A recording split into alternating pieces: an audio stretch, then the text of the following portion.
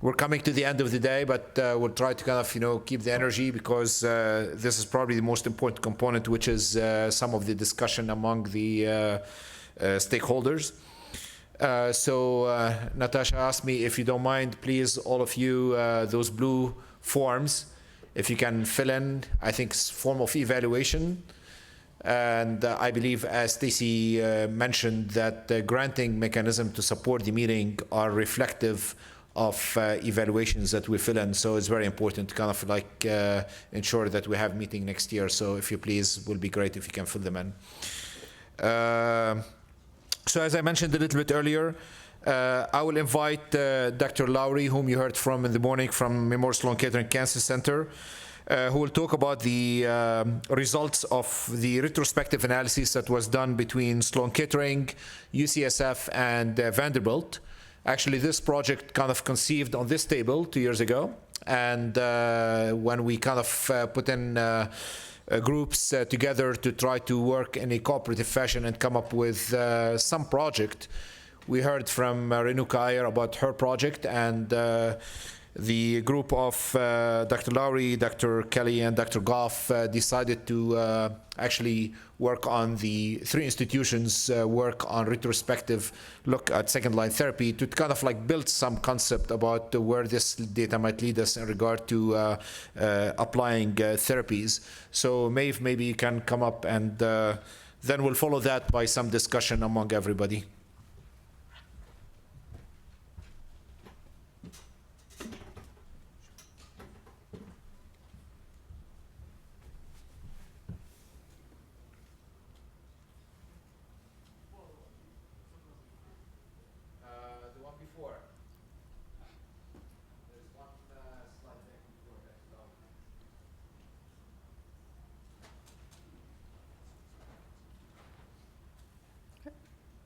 Got it.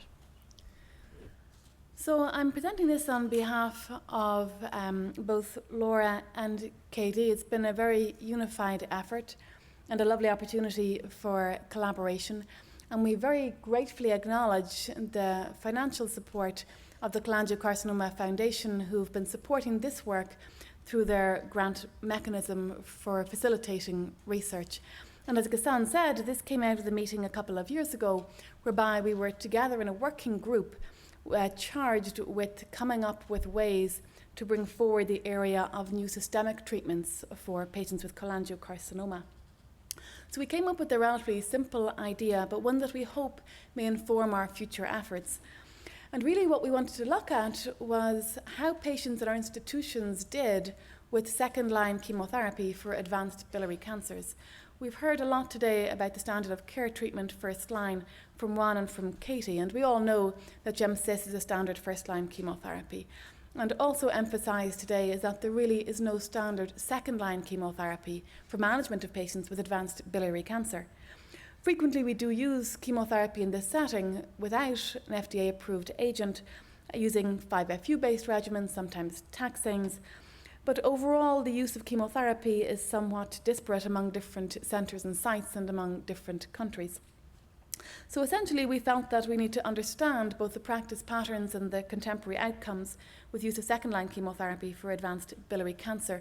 And really the goal here was to develop a very clear understanding and a baseline with which we could inform the design of hopefully collaborative clinical trials in the second-line setting going forward.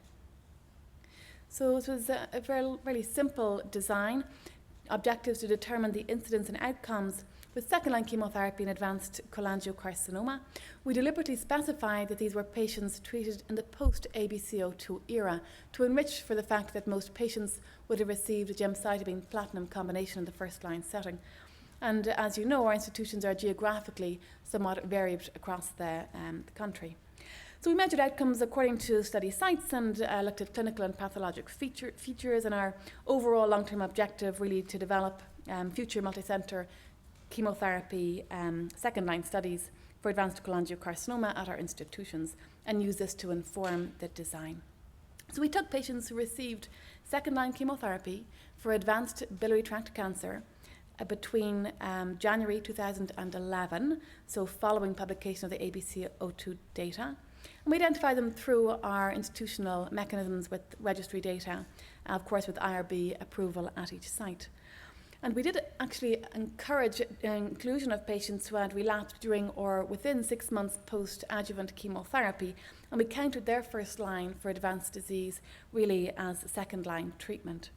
And reviewed these records for demographic, treatment, and for response data. We calculated overall survival from the start of second-line chemotherapy and time to treatment failure from the start of second line of treatment.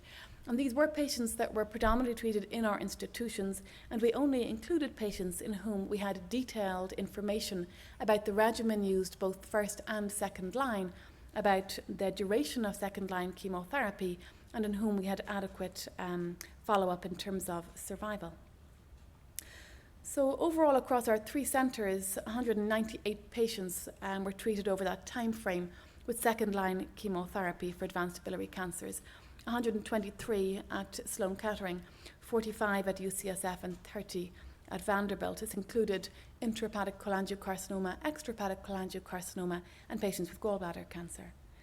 We found that across our institutions, as expected, 5-FU-based regimens were most commonly used in the second-line setting, either a single-agent 5-FU or Xeloda as FOLFIRI regimen or as FOLFOX regimen.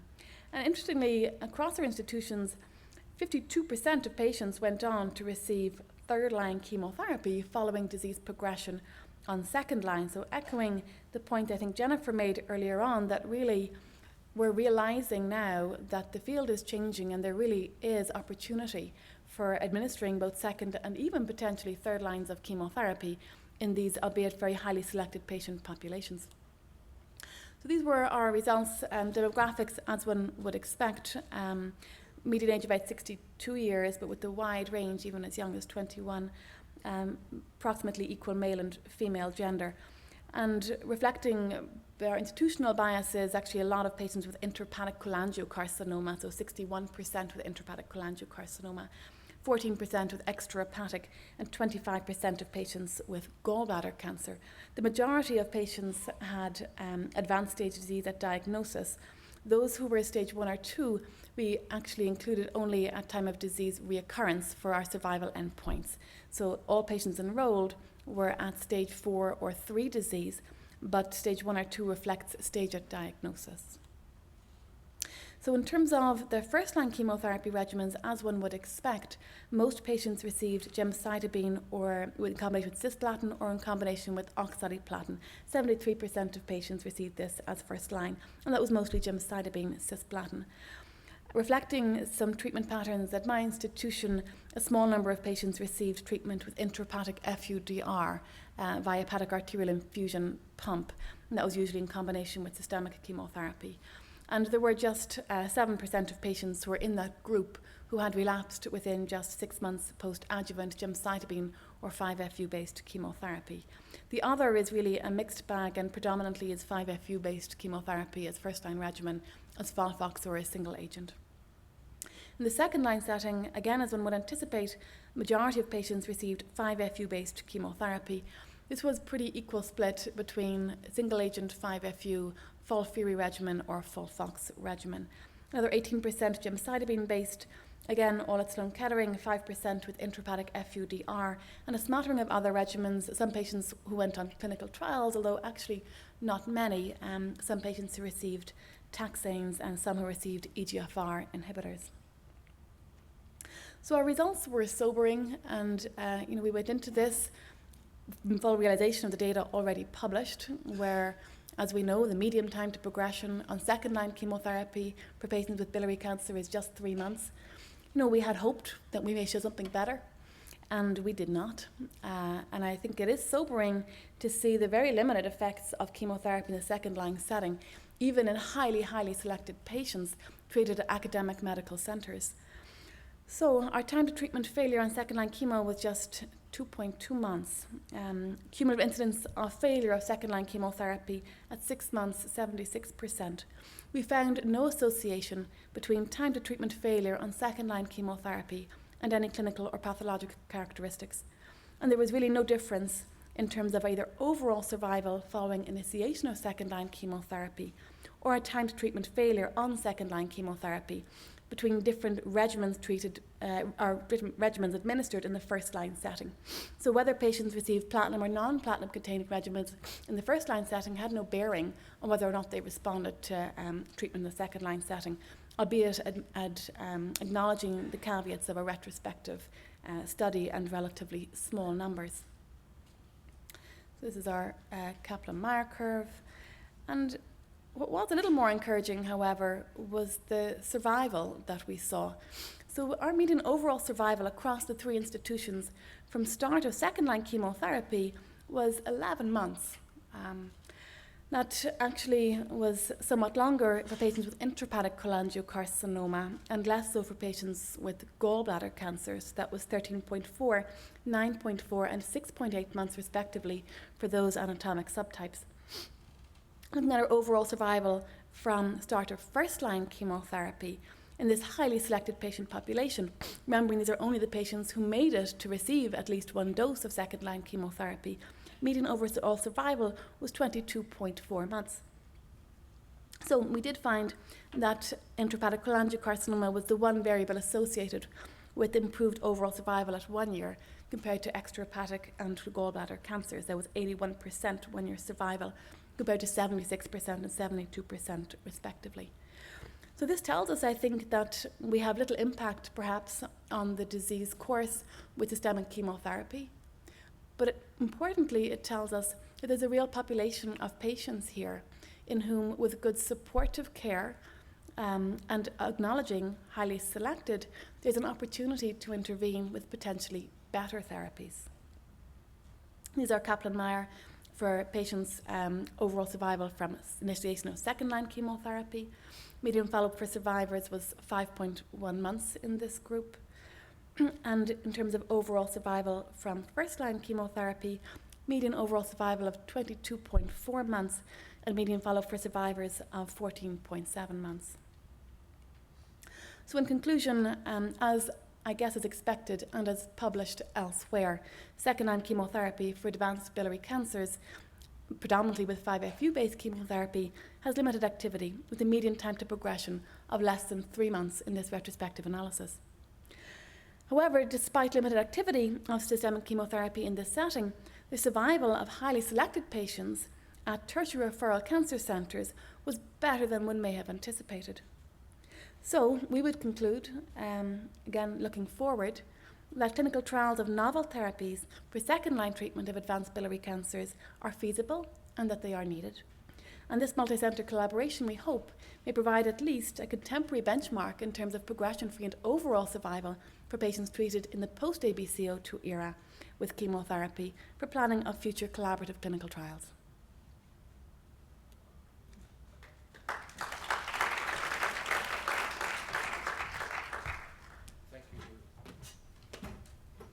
Thank you, Maeve. That was very nice and sweet and very helpful and guiding to all what our efforts are to be. The question is for the whole group is, and interestingly, this wasn't planned on the agenda, but literally the discussion happened like seconds ago outside, which is the data presented, how is it to be used? And in other words, at least kind of like start a little bit with the challenge, do we really need a comparative arm in second-line studies? And anybody just kind of, pitch in. This is a discussion. Okay, so I see no. One. Can we get some microphones like by hand? Just a few tables here. So in the UK, we are doing a randomized study with a comparative arm. The ABC06 study is evaluating the role of FOLFOX in second-line treatment in a randomized prospective study where we're not comparing it with best supportive care. We've deliberately not called it best supportive care. We've called it active symptom control.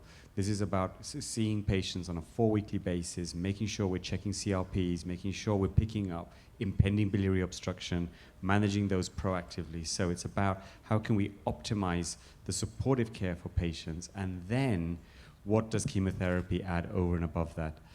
So far, we have 71 patients recruited out of 162, so the study is accruing a little bit behind schedule, but it will inform us and hopefully help to inform some of the discussion around second-line treatment.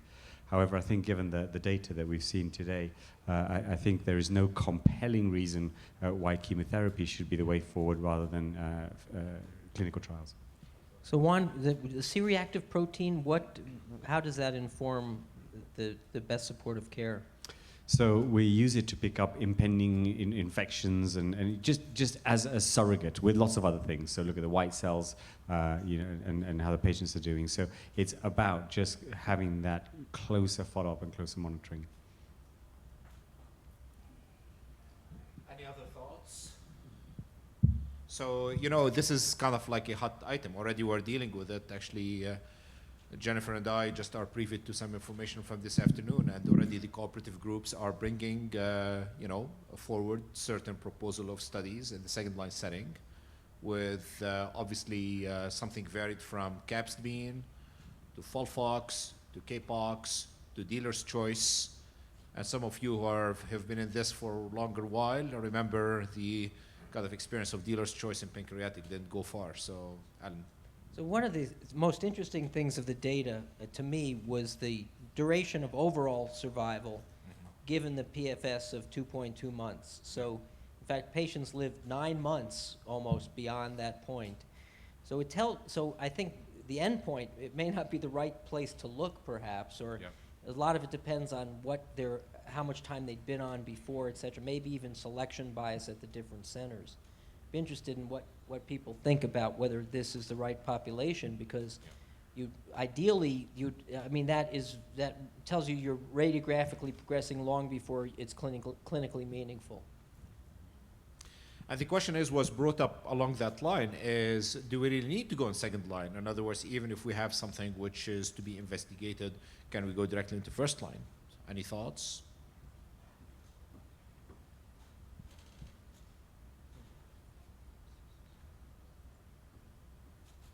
Katie? I think, as I said earlier, my preference based on the level of evidence we have right now is particularly for unselected patients to stick with what we know is tried and true and give them a chance to respond, because people do get, the majority of people get stabilization or response to GemCis, and it's a very well tolerated regimen. But by the 6-month mark, they're either progressing or fatiguing on therapy. And so there's also the pragmatic issue to decide what trial makes sense. We need at least some lead time to profile patients and match them to the right trial, since this is a very difficult place to interact with such limited options and such rare subsets. And so I personally think that GemCis is the right first line. If we have a drug that shows really promising efficacy in the second line, then I think then there can make an argument for trying a first line comparison study. Juan, one of the things that was brought up not that long ago is the matter of how long patients should stay on therapy. And I know this is a classic ABC02. Can you tell us a little bit how you guys came up with that?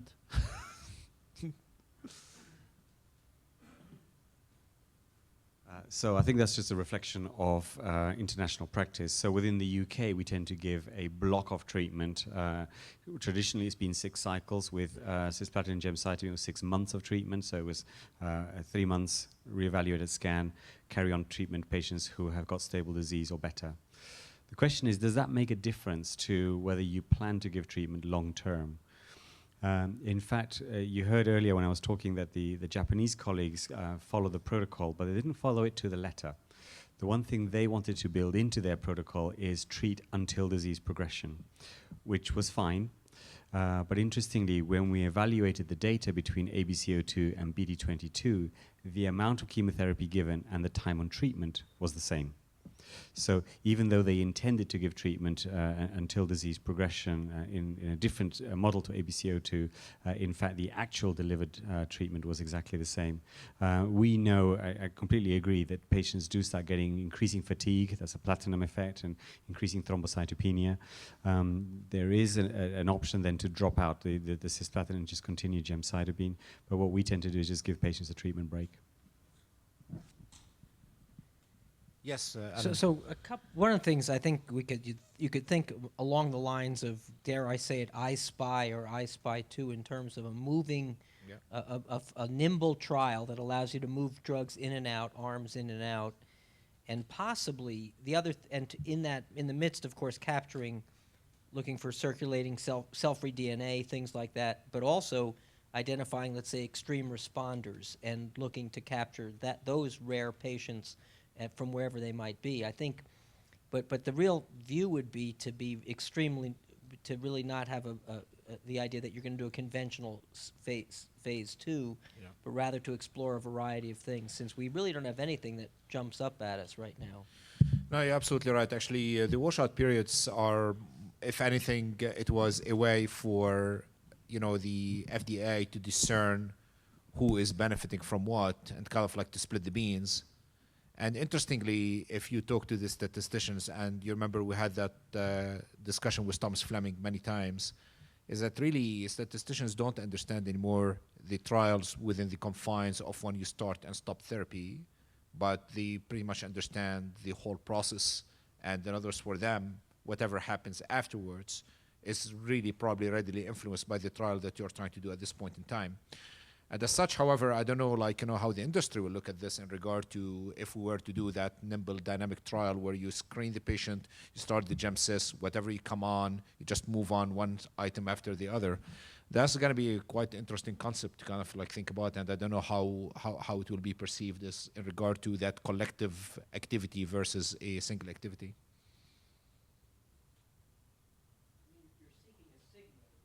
It's not as if this is a registration trial. Yeah. This is a signal syncing, and this, in theory, is a more efficient, at least gives you an opportunity to be faster throughput for seeking the signal. I don't know. Of course, if they don't give the drugs, it doesn't matter how we design it. But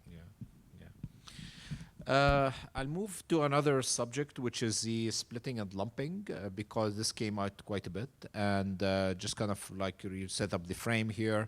Most of the data that we saw is based on biliary tree cancers, i.e. it included intrahepatic, extrahepatic, gallbladder, and probably even some other peribiliary and what have we.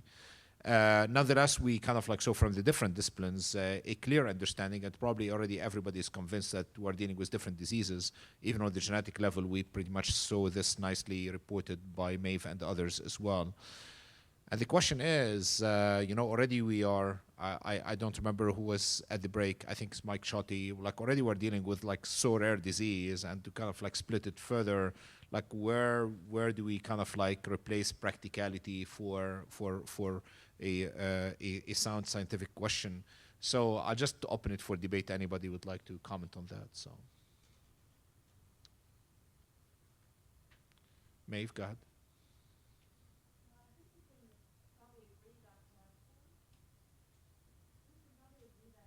Chemotherapy is not going to be the way forward in terms of second-line treatment. At least that's not where we're moving to right now.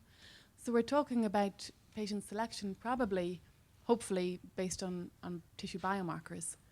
It's kind of hard to, if you had, for example, FGFR inhibitor study, a patient with gallbladder cancer with an activating FGFR mutation, that they would not get on a study because the study excludes gallbladder cancer and only allows cholangiocarcinoma.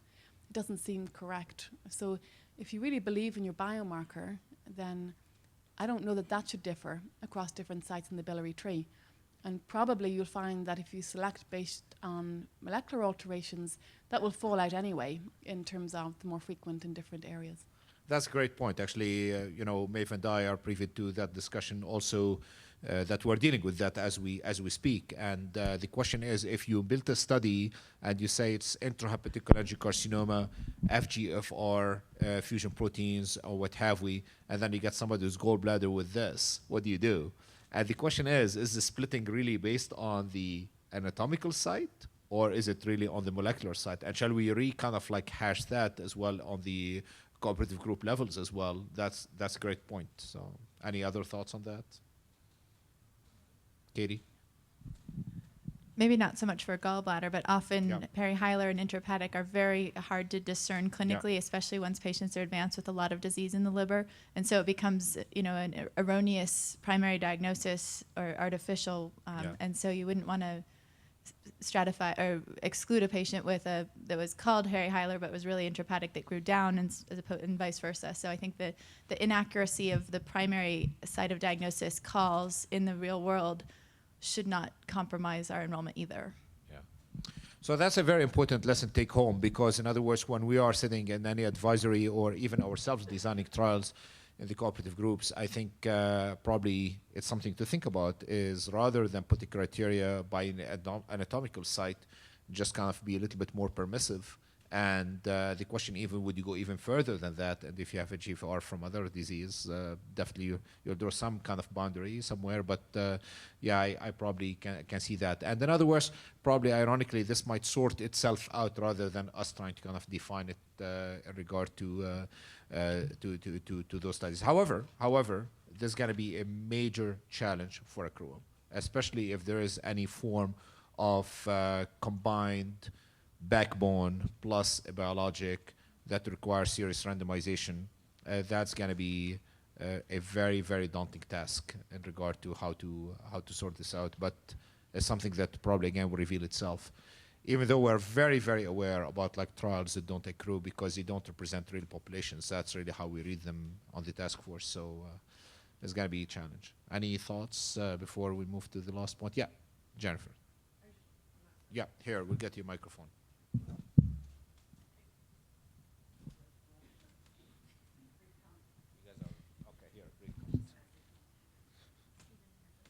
I think you're concerned. I think it's different when we're talking about what we're talking about at second line, right? These patients are generally referred into us, and we've been looking after them, and we've optimized them, and they're on treatment. So I think when you try to accrue to multidisciplinary trials where you have to change the practice and you have to bring them in from the community and you have to get surgeons to refer and randomize, that's different. I think this is very very doable, and whether the trial you're thinking of putting someone on is one that's in your institution for other reasons, in the phase 1 program or across North America, but asking a particular target, take advantage of that, and also start your own in-house trials, and we'll collaborate in that. But the important thing we talked about at the break is make sure we capture all these so we're not just reporting the success stories, but the actual true denominator on these approaches. And then the word nimble, try to be nimble and change it for next year. So anyway, I'm excited. I think we could try and do this. Oh, that's great. And I think, we're all getting that sense. So we like to read trials, and this is probably the new norm to it, is reading it from the package insert backward rather than the other way around. And in other words, cut the boundaries. And I think, it's a thought probably will bring it more on the national level, is to kind of look into all those criteria that runs a trial or governs a trial in regard to where you do your blood work, which doctors do you see, where do you receive the therapy from, all that choreography. Some of it is definitely very important for certain level of accuracy and reproducibility afterwards. But on the other hand, it might be pretty much tying up the opportunities. And I think, our dear patients also brought this up yesterday. So it's something to probably revisit. I will comment last point before we're already a few minutes behind, but because it's important. We heard quite a bit about immunotherapy today, and just kind of like I will throw it as such. I think Jim was very clear that it appears to be, at least the data so far, did not necessarily suggest any association with the PD-L1 expression. But on the other hand, it appears to be that MSI high is probably something that we need to look into. And the question is, especially the signal does not appear yet at the level where the other diseases, those kind of like hot tumors that, as he mentioned them, where do we stand in that regard? So any thoughts, anybody?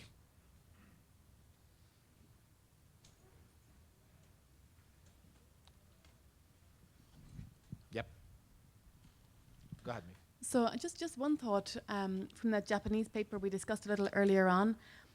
the patients who had high expression of immune checkpoint-related genes were the patients who did most poorly. So I think we've got to be very careful when you position immunotherapy that the patients who may benefit the most may not be these highly selected patients who live for 2 years anyway.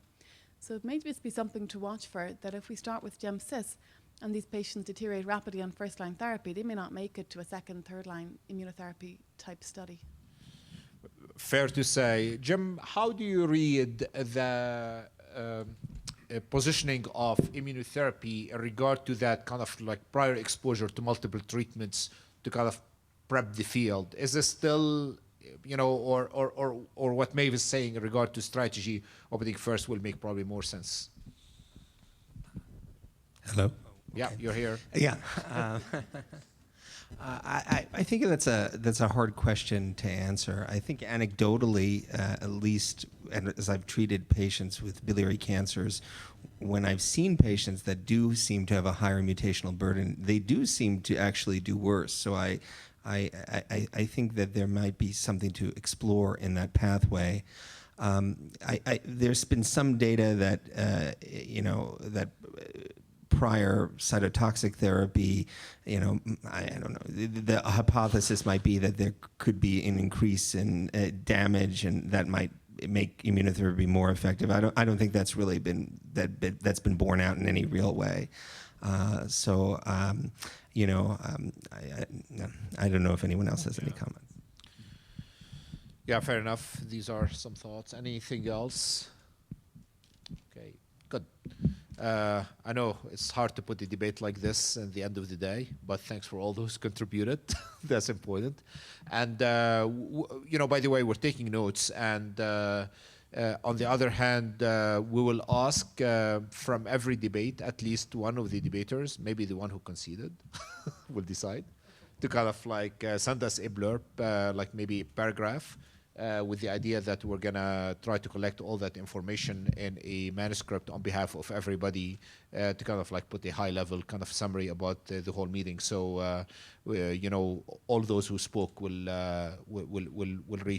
hear from us, from Ben and I, to kind of like work on that part. So, and hopefully we'll come with some thoughts, at least not necessarily, we're not in a position to put recommendations here, but at least we can position some thoughts in regard to what was nicely kind of brought up at the very short but interactive discussion.